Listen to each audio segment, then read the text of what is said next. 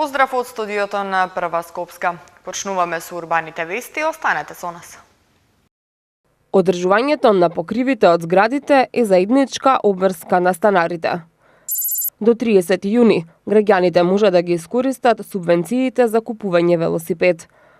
Расте вклученоста на девојките во IT секторот.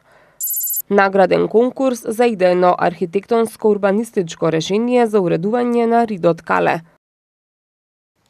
Станарите во колективните стамбени згради имаат обврска заеднички да учествуваат во одржување на зградата во која живеат.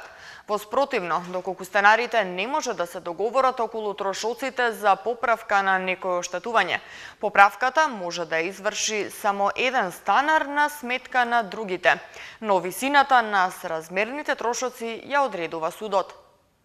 Појавата на влага на таванот и подзидовите е прв сигнал дека постои проблем со покривот, односно со покривната хидроизолација, неизнина дотраеност или неквалитетна изведба. За да се преземе било каква активност, потребно е да се утврди фактичката состојба од стручно лице. Проблемот со прокиснување на покривот најчесто се случува во постарите колективни стамбени згради, бидејќи честопати станарите не успеваат да се договорат околу поделбата на трошоците за санирање на покривот. Станарите треба заеднички да учествуваат во одржување на зградата во која живеат. Воспротивно, доколку сопствениците на станови во зградата не може да се договорат околу висината на сразмерните трошоци, поправката може да изврши еден станар на сметка на другите, но висината на сразмерните трошоци ја одредува судот. Кога има засилени дождови, може да предизвикаат непријатности кај станарите кои што живеат во зградата во која што покривот пропушта вода. Покривот е заеднички дел од зградата за колективно домување, па законските одредби, од кои што произлегува заедничката обврска за сите станари, преку заедницата на сопственици или преку управителот, е да го одржуваат покривот на зградата. Како што информираат од адвокатската канцеларија Коневски, согласно член 6 став 2 од Законот за домување, заеднички градежни елементи во стамбените згради и стамбените објекти за посебни намени се темелите, носечките ѕидови и конструкциите, таваните, покривот, фасадата, оџаците, цевките за вентилација, светлосните прозорски стакла, отвори за лифтови и други слични конструкции. Согласно член 10 став 1 и 2, управувањето со стамбени згради меѓу другото подразбира одржување и зачувување на заедничките делови на стамбената зграда. Работите на управување може да ги врши управител или заедница на сопственици, од што произлегува дека обврската за заедничко одржување на заедничките делови од зградата од станарите е пренесена на заедницата на сопственици или на управителот, па истите имаат обврска меѓу другото да се грижат и за одржување на покривот на зградата. Од адвокатската канцеларија Коневски истакнуваат дека доколку дојде до настанување на штета од неисполнување на обврските за одржување и зачувување на заедничките делови на стамбената зграда од страна на управителот или заедницата на сопственици, истите ќе мора да ја надоместат со соодветна постапка. Тековното одржување на зградата е регулирано согласно член 41 од Законот за домување. Доколку некој од станарите не плаќаат за одржување на зградата, куќниот совет може да поднесе тужба за присилна наплата на тековното и инвестиционото одржување на зградата. Граѓаните кои се жители на град Скопје субвенции за купување нов велосипед може да добијат доколку се пријават на огласот кој е објавен на 11 март и истиот ќе трае до 30 јуни. Досега на повикот се пријавиле околу 1600 граѓани, што е половина од бројот на планираните субвенции. Градот Скопје ги потсетува граѓаните дека може да ги искористат субвенциите за купување велосипед и да надоместат дел од трошоците направени при набавка на велосипедот. На јавниот повик што градот Скопје го распиша на 11 март 2019 година, досега се пријавиле околу 1600 граѓани, што е речиси половина од бројот на планираните субвенции. Оваа поволност граѓаните на Скопје ќе може да ја искористат заклучно со 30 јуни 2019 година. Имено на граѓаните кои ќе купат велосипед од денот на објавувањето на јавниот повик, а заклучно со 30 јуни 2019 година ќе им се надомести дел од трошоците направени при купување велосипед. Субвенционираните средства се во износ од 50% од вредноста на велосипедот, но не повеќе од 3000 денари по лице, со вклучен персонален данок на доход. Барателот треба да ги исполнува неколку услови, да е жител во некоја од скопските општини, подносителот на барањето досега да нема добиено финансиски средства за набавка на велосипед и велосипедот да го купи од денот на објавувањето до денот на завршување на јавниот повик. Јавниот повик ќе биде реализиран по принципот прв дојден, прв услужен. Едно лице може да поднесе само едно барање за добивање субвенција за купување еден велосипед. Целта на повикот е да се стимулираат граѓаните да користат велосипед во секојдневното движење, како превозно средство кое е финансиски достапно, економски исплатливо и еколошко, зашто придонесува за намалување на сообраќајниот метеж, како и за намалување на загаденоста на амбиенталниот воздух, стои во соопштението на град Скопје. Барањето за надоместок на дел од трошоците за купување велосипед, заедно со потребната документација, граѓаните во затворен плик ги доставуваат во архивата на град Скопје секој работен ден од 9 до 15 часот. Во последно време расте тенденцијата за вклученост на девојките во IT секторот, а се повеќе средношколки се одлучуваат да ја изберат информатичката технологија за своја професија. Според статистичките податоци, во делот на завршени студии веќе е поголем бројот на девојчиња од момчиња. Се повеќе средношколки се одлучуваат да ја изберат информатичката технологија за своја професија, покажуваат состојбите на универзитетите, а такви се и ставовите на учесничките на DigiGirls караванот на Microsoft Македонија што се одржува низ повеќе градови. Караванот има слична цел, да ги поттикне и мотивира младите девојчиња да размислуваат за едукација и работа во IT, кодирање, програмирање, иновација во креирање и смислување нови IT идеи. Статистиката покажува дека во делот на завршени студенти веќе е поголем бројот на девојчиња од момчиња, што зборува за фактот дека жените се поистрајни во одредени процеси, замисли и визии. Финк има голем процент на застапеност на девојчиња во уписите. Се приближуваме над 40%, а за куриозитет, при дипломирањето, односот е скоро сосема избалансиран. Така што факт е дека девојчињата побрзо дипломираат од машките. И дотолку повеќе на магистерски студии, тури имаме и поголем процент на девојчиња наспроти машки. Се обидуваме при сите промотивни настани или при мотивацијските говори за бруцошите или при дипломирање на студентите да поканиме успешни жени во ICT бизнисот и во науката.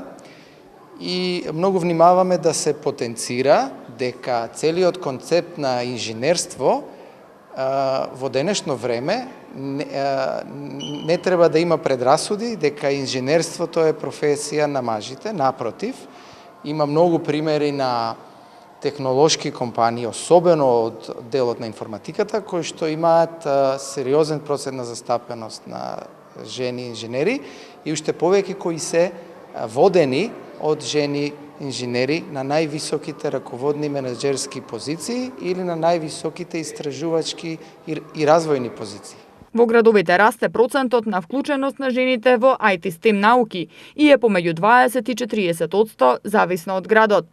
Во денешно време, кога новите технологии се повеќе и повеќе навлегуваат во порите и таа дигитална трансформација е дел од еднината, женската популација е еднаква со машката и може да се постигнат огромни резултати и од нивната страна и со нивното инволвирање во технологијата и еднината. Важно е да има разноликост, да има девојчиња во технолошките области, затоа што кога има женска сила во тимот, тој е покреативен и поиновативен. Исто така треба да има повеќе машки по јазичните науки. Музеот на современа уметност и архитектонскиот факултет објавуваат отворен повик за изработка на идејно решение за уредување на ридот Кале во Скопје. Тимот на Музеот на современата уметност со распишувањето на идејниот конкурс посакува смели и инвентивни, но истовремено и едноставни и применливи идеи и концепти за култивирање на ридот кале во тврдина на уметноста и јавниот интерес. Музеот на современата уметност и архитектонскиот факултет објави отворен повик за изработка на идејно архитектонско урбанистичко решение за уредување на ридот кале во Скопје. Конкурсот за изработка на идејно архитектонско урбанистичко решение за уредување на ридот кале во Скопје представува составен дел од проектот Кале културна тврдина во организација на Музеот на современа уметност во Скопје, чија што цел е да ја поттикне ревитализацијата и просторното уредување на ридот кале во привлечна и вибрантна градска содржина со различни културни, едукативни и рекреативни функции. Ридот кале го одбележуваат две културни зданија, средновековната тврдина Кале и Музеот на современата уметност. Извонредното историско и актуелно значење на овие две маркантни зданија за градот Скопје се во значајна мерка намалени поради долгогодишната запуштеност на пошироката локација на ридот кале. Чувствувајќи ги од една страна штетните последици од оваа состојба во поглед на достапноста до публиката и од друга страна свесни за големиот потенцијал на овој простор во можната поддршка и проширувањето на разновидноста и привлечноста на нашите програми, тимот на Музеот на современата уметност со распишувањето на идејниот конкурс посакува смели и инвентивни, но истовремено и едноставни и применливи идеи и концепти за култивирање на ридот кале во тврдина на уметноста и јавниот интерес, се наведува во соопштението.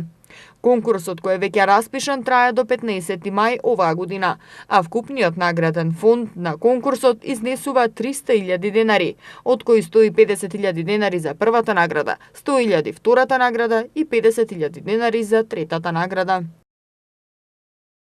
Јубилејна 20-та литературна манифестација Илинден 2019. На 12 април ќе биде поставено волшебното великденско дрво на желби за децата со церебрална парализа. Квалитетна храна не секогаш значи безбедна храна, на што треба да се внимава. Скопје Истанбул, најфреквентна дестинација од Скопскиот аеродром. Од 14 до 18 мај ќе се одржува 20-тото јубилејно издание на литературната манифестација Илинден 2019. Отворањето на манифестацијата е закажано на 14 мај, а централниот настан на манифестацијата, поетскиот митинг Стихови на душата, ќе се одржи на 17 март во Домот на култура Илинден. Општина Илинден ја утврди програмата и термините за одржување на 20-тото јубилејно издание на литературната манифестација Илинден 2019.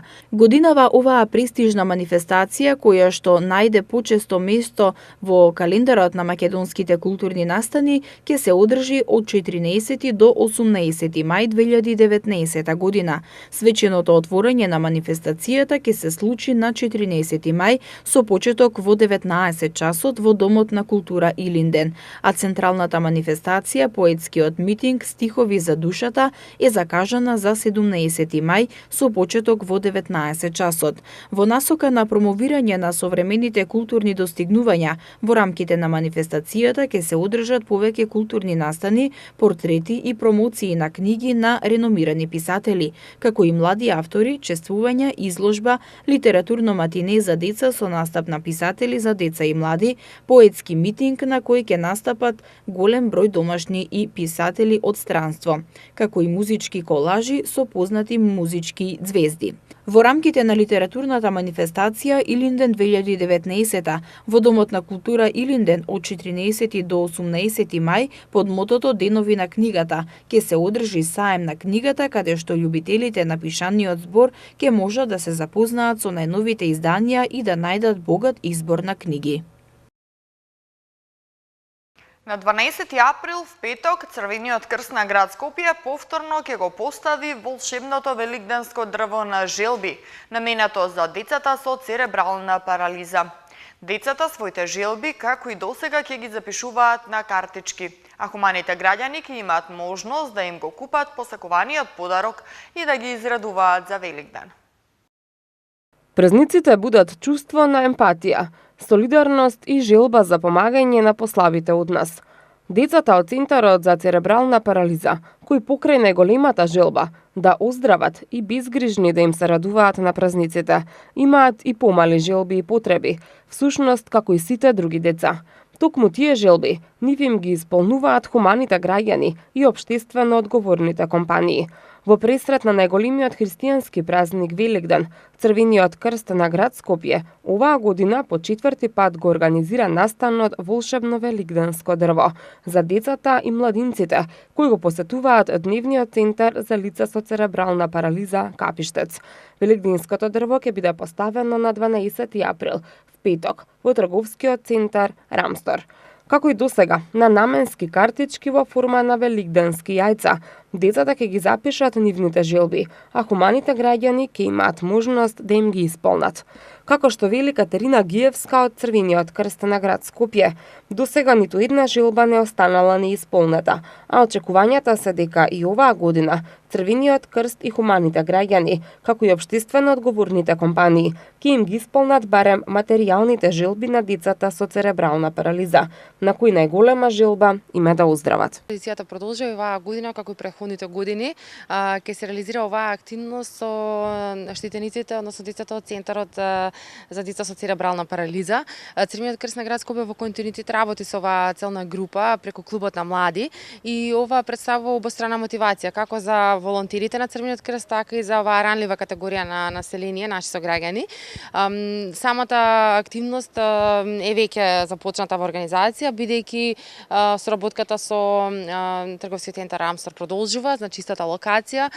Дрвото ќе биде поставено во трговскиот центар, а ќе биде поставено веќе овој петок, односно 12, а на 25 непосредно пред самиот празник ќе бидат доделени подароците, односно децата ќе имаат можност да ги запишат своите желби, кои што би сакале да ги добијат како подарок, а да ги граѓаните да ги остварат секако, не само граѓаните, компаниите, сите оние кои што сакаат да покажат хуман пристап или да направат децата да бидат среќни. Ја прашавме Катерина и дали граѓаните или пак компаниите се тие кои се похумани и подарижливи, кога станува збор за исполнување на желбите на дечињата. Еве што ни одговори. Па мислам дека се работи за подеднаков пристап кој што го имаат, затоа што и во самите компании најчесто се работи да самите вработени сакаат да донираат како физички лица, што автоматски покажува дека таа општествена одговорност подразбира во даден момент и филантропија, како на поединецот, така и на компанијата. Желбите се секоја година различни, но сепак слични. Од патики, тренерки, мобилни телефони, па до статични велосипеди наменети за вежби на децата со церебрална парализа. Едукативно-интерактивна работилница на тема «Конзумирај безбедна храна, доби половина здравје» се одржа денеска во Домот на култура Кочо Рацин. Целта на ова предавање е да се запознаат и едуцираат младите во правилниот избор на храната. Што значи безбеден производ и како да го препознаеме? Кои се најчестите грешки кои ги правиме при подготвувањето на оброците што ја загрозуваат нивната безбедност и кои се најчестите митови и вистини кога се говори за безбедноста на храната? Квалитетна храна не секогаш значи безбедна храна. Може да имате безбеден хамбургер што не е контаминиран со хемиски адитиви или бактерии, но тоа не значи дека е квалитетен за јадење. Ова го истакна магистерот во областа на квалитетот и безбедност на храната Моника Стојанова, која денеска пред средношколците од Скопје водеше едукативна работилница на тема «Конзумирај безбедна храна, доби половина здравје» во организација на Домот на култура Кочо Рацин. Целта на работилницата е да се едуцираат и запознаат младите во правилниот избор на храна. Двата клучни поими што се споменуваат се квалитетна и безбедна храна. Квалитетна храна значи дека ставаме акцент на нутрицидниот состав на храната, колку протеини, јаглени хидрати или масти се одржи намирницата што ја јадеме. Но кога зборуваме од аспект на безбедност на храната, мислиме на тоа дали храната е контаминирана со страни тела или е безбедна за јадење. Најмногу треба да се внимава на чистата храна, правилно да се зготви, да се чува на пропишана температура, да се користи исправна вода и свежи намирници. Лицето кое работи со храна секогаш треба да носи заштитна капа, да користи правилно заштитни ракавици и секако недозволени се лакирани ногти. Секое вработено лице кое е болно, кива или кашла, треба да се отстрани од производството. Вработените во земјава најчесто не се придржуваат до наведените правила, поради недоволна обука, но доколку некој потрошувач најде на ваков случај, мора веднаш да реагира за да се зголеми свеста кај луѓето.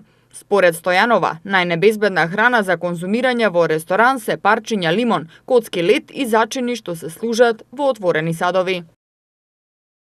Истанбул е најфреквентната дестинација од Скопскиот аеродром, а по него следуваат Цирих, Базел, Малме, Виена и Меминген. Покажуваат податоците од ТАВ Македонија за првиот квартал. Во овој квартал Скопскиот аеродром бележи зголемување на број на превезени патници.